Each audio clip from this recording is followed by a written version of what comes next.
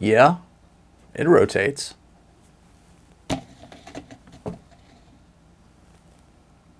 What are you doing? Stay tuned.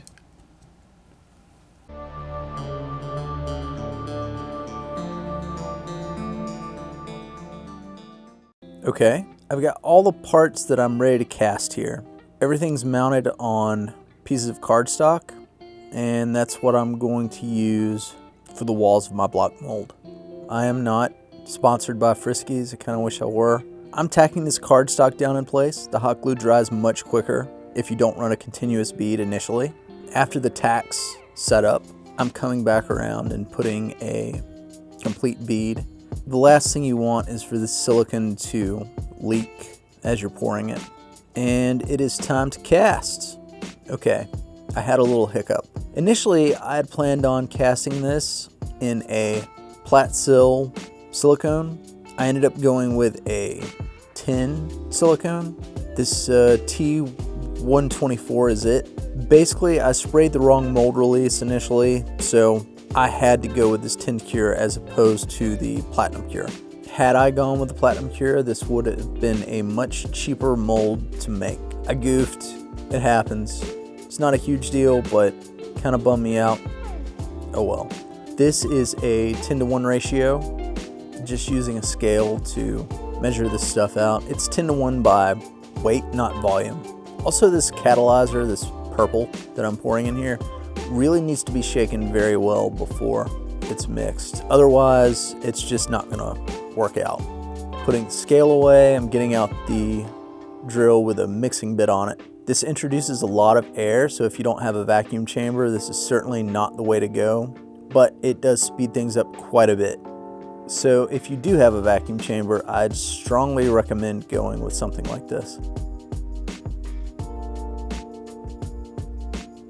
Okay, I finished mixing. I've got a funky silicone finger here, and I mixed this for much longer than it appears in the video. I just cut out probably 10 minutes of me standing there with a drill with a mixer bit on it. Nobody wants to watch that. Certainly not for 15 minutes. Okay, it's vacuum chamber time. I'm pulling this down to full vacuum and letting it hang out there for about 5 minutes. Again, I've sped this up quite a bit, so you don't have to sit through that, but you can see this vulcanizing here, getting all the air out of it.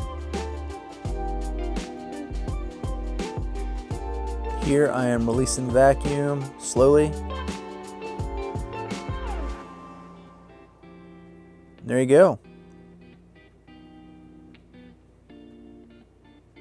Bunch of degassed silicone ready to use.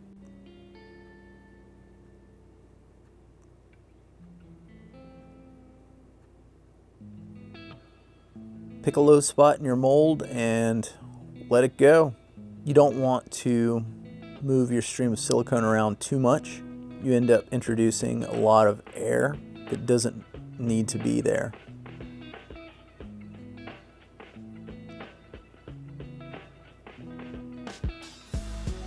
Here are the windmill vanes and hub that receives those vanes. Also, another piece that I ended up not going with for the final casting, but a little wasted silicone. Oh well. Pouring the tower.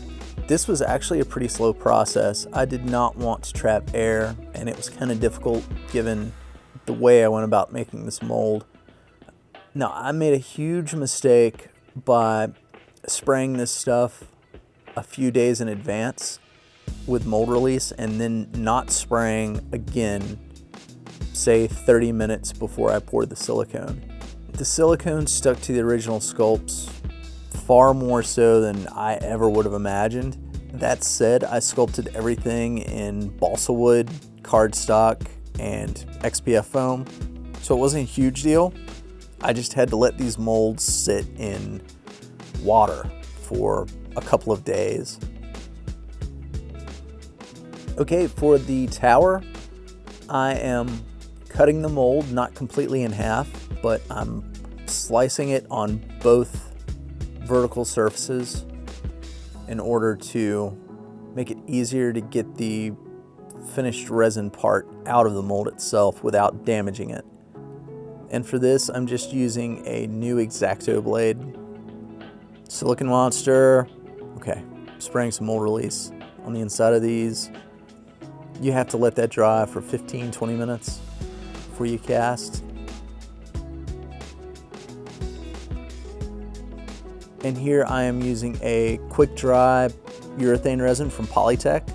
This stuff's pretty durable and relatively cheap. So yeah, here I'm using masking tape to secure this mold. This Polytech 60 you're supposed to shake really well.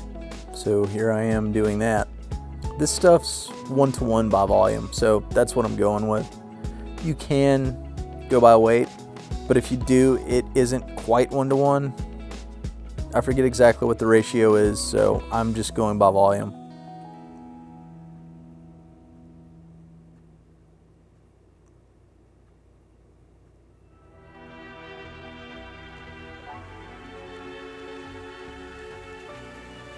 Make sure you mix this stuff really well and pour pretty quickly. You've only got about 2.5 minutes of working time before this stuff starts to cure.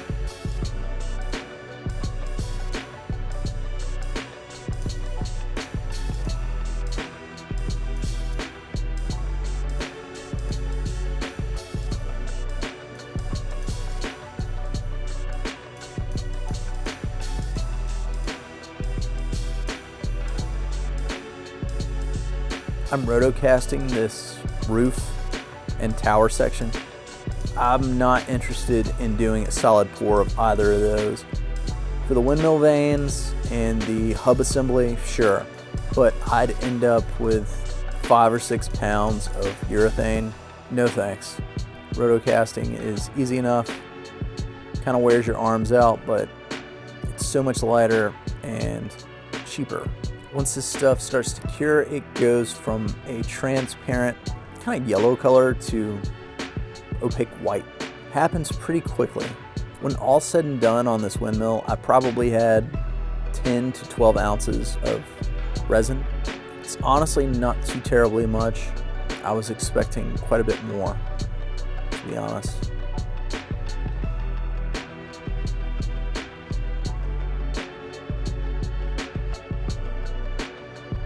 Here, see? Look how funky this is. The inside of this Slaneshi tube.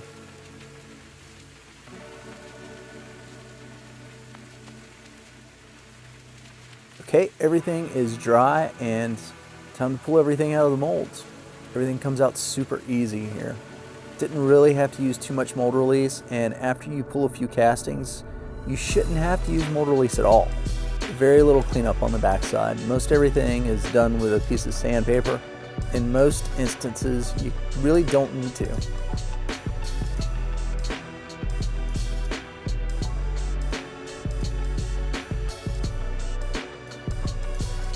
You really want to pull most of these pieces when they're still soft. Not gooey or anything, but still malleable. That way you can pull them from the mold, warp them quite a bit, but still get them back to their original shape before they completely harden. And just like with Forge World resin, if this stuff is warped after it's hardened, you can put it in some warm water, let it sit for a while, and it's pretty malleable after a few minutes. The tower actually released much easier than I thought it would.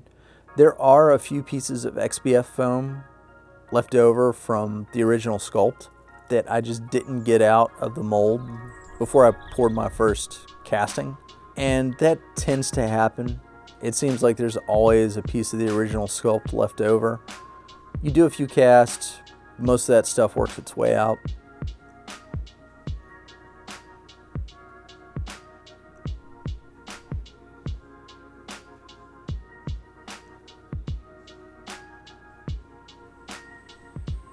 And this piece has a little warping, but nothing too bad. Also, the seam lines from the mold aren't bad at all. Easily cleaned up with a wire brush and an X-Acto knife.